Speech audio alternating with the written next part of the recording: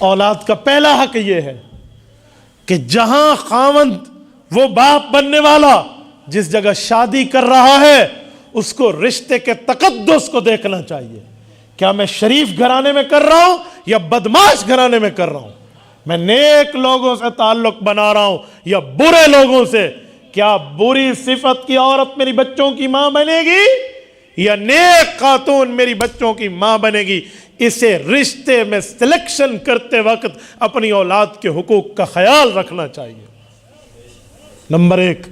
Number 2، جب شادی ہو گئی، بچہ پیدا ہوا تو 3 حق ماں باپ پر بنیادی آ جائیں گے. اچھا نام رکھیں. اچھے نام سے مراد اسلامی نام. نمبر 2، اسلامی اچھی تعلیم دیں. نمبر 3، اس کی اچھی جگہ شادی کرا دیں. تو ماں باپ کے حقوق، آج ہم ان حقوق سے غافل ہیں. اپنی اولاد کا اول تو کوئی نام اچھا رکھنے پہ تیار نہیں ہے. نام پر عجیب عجیب معاملے چلتے ہیں. نام رکھے کوئی عورت اور معنی بتائے مسجد کا مولوی. السلام علیکم جی. وعلیکم السلام. مفتی صاحب معنی 10 ویسی نہ رکھے. ٹھیک ہے، جزاک اللہ. تو جس نے نام رکھے اسے کو معنی بتا. ہم مشین لگے ہوئے ہیں، ہم تمہارے ماں باپ کے جو نام رکھے ہم معنی بتاتے پھریں.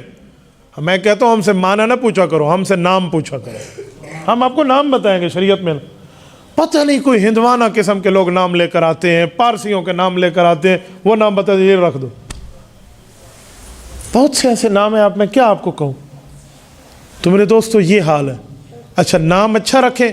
عالم کوئی نام بتا دے، مثلا بچی پیدا ہوئی تو فاطمہ رکھ دو، عائشہ رکھ دو، زینب رکھ دو، ام کلثوم رکھ دو، رقیہ رکھ دو. اسی طرح آپ جو ہے نا خدیجہ رکھ دو، حفصہ رکھ دو، ماریہ رکھ دو.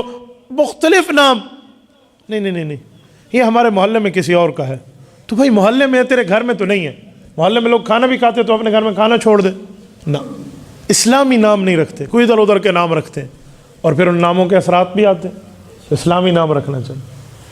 اچھا جب نام بھی رکھ لیا، تعلیم کے معاملات میں ہم لوگ بڑی غلطی کرتے ہیں. ہم اولاد کو دنیا پڑھاتے ہیں، دین نہیں پڑھاتے. حالانکہ ہر نماز میں اللہ کو کہہ رہے ہیں ربنا آتنا فی الدنیا حسنہ وفی الآخرۃ حسنہ. فی الآخرۃ حسنہ کیا ملے گا ہمیں جب ہم اپنی اولاد کو دین نہیں پڑھاتے؟ میں دنیا پڑھانے سے منع نہیں کرتا. آپ اسکول پڑھائیں، کالج پڑھائیں، یونیورسٹیز لیول تک لے کر جائیں، پی ایچ ڈی کرا دیں، ڈاکٹریٹ ان فلسفی کرا دیں، مجھے اس پر کوئی ڈاؤٹ نہیں ہے. لیکن آپ کم از کم اسے اسلامی تعلیم تو دینا.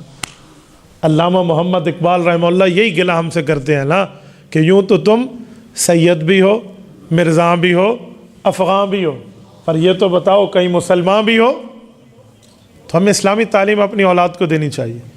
جو والدین اپنی اولاد کو دینی تعلیم نہیں دیتے تو پھر کیا حشر ہے معاشرے میں سب کے سامنے. دینی تعلیم تو دیں بھائی، یہ کامن ہے. آپ اسے بنیادی طور پر دینی تعلیم پڑھائیں. کرتے کیا بھئی، ایک محلے میں خاتون کوئی قرآن پڑھاتی ہے تو اس سے جا کر ایک مرتبہ ختم کر لے. میں نے ایک اچھے بھلے عہدے پر فائز شخص کا ایک مسئلہ حل کرتے وقت اس سے پوچھا آپ نے قرآن کریم پڑھا ہے؟ تو وہ قرآن کریم پڑھا کہ مجھے کہتے ہاں میں نے قرآن پڑھی ہوئی ہے. میں نے کہا پتہ نہیں کوئی اخبار ہے جو پڑھی ہوئی ہے؟ تو کب پڑھی ہے؟ کہتے محلے میں ایک بیبی جی پڑھاتی تھی، اس سے پڑھی ہے پوری زندگی میں ایک بار. یہ ہم نے اسلامی تعلیم دلوائی ہے اولاد. میں ایک جنازہ پڑھانے گیا، والد کا جنازہ تھا، بیٹے پیچھے تھے. میں نے جنازے کا طریقہ بتایا، جو نیت کرنے لگا تو اس کے بیٹے نے میرا ہاتھ پکڑا. ایکسکیوز می سر. میں نے کہا جی.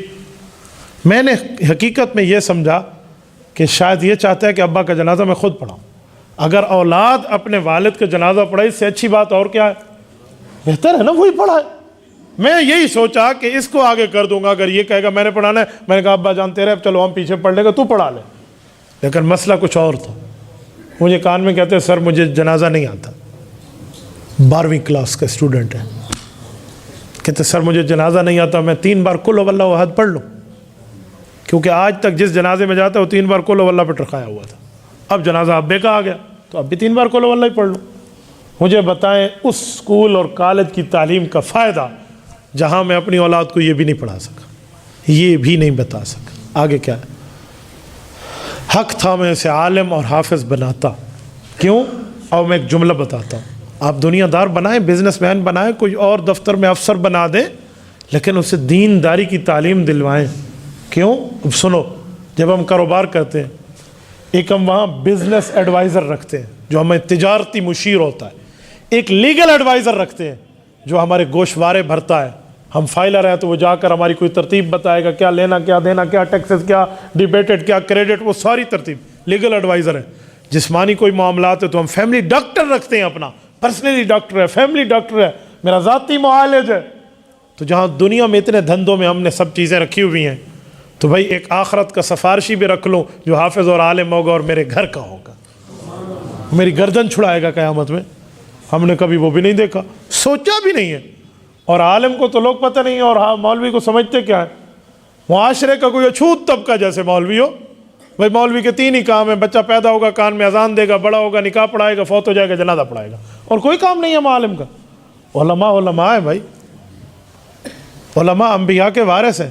جتنے کام نبیوں کے ہیں وہی کام ختم نبوت کی وجہ سے علماء کے ہیں. بس مسئلہ یہ ہے کہ اب نبوت ختم ہے، نئی نبوت نہیں آ سکتی، لیکن امت کی رہنمائی جیسے انبیاء نے کی ہے ویسے علماء کریں گے.